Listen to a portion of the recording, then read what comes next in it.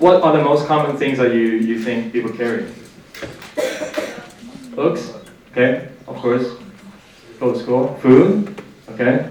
And, pardon? Phones, okay.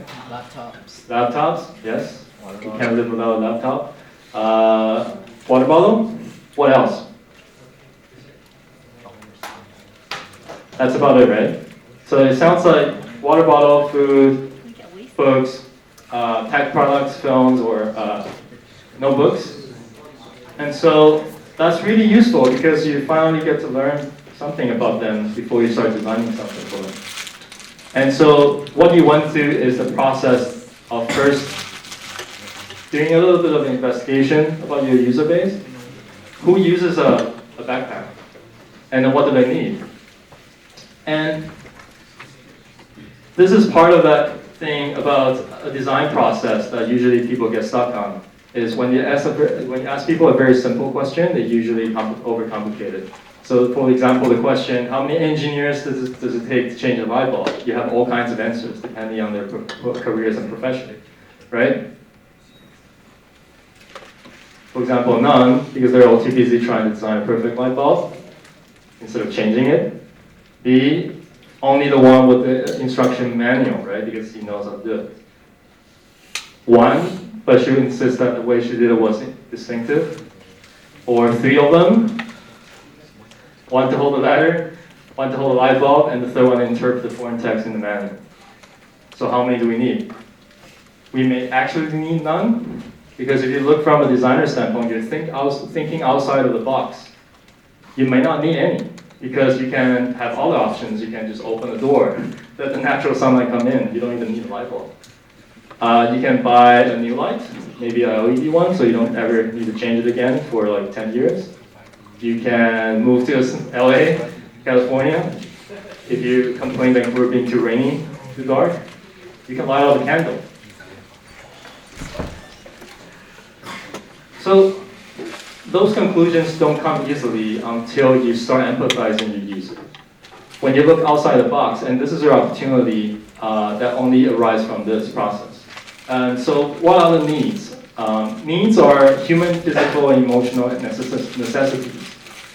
They capture the goals and motivation of the person whom you're designing for, right?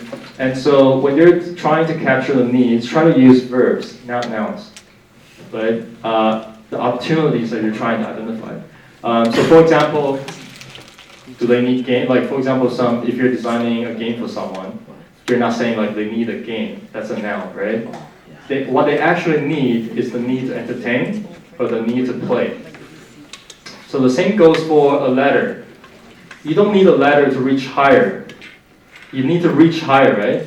So the ladder is actually the prefix that actually is determined by someone else that came before you. They're saying that, well, you need a ladder to go higher, but there's a million ways to go higher. You can use a drone to go higher, you can get an elevator, you can use an escalator. There's so many different ways you can do this. And so when you're trying to design your product, think about it from a bigger standpoint, higher standpoint, and challenge the status quo, and that's how you get innovation going. Any questions? Everyone understands what I mean still? Okay, cool.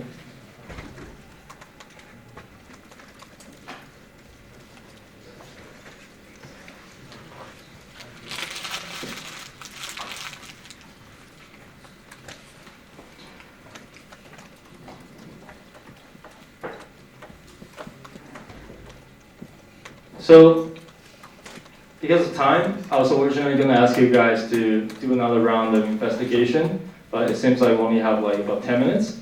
So, that's fine, okay.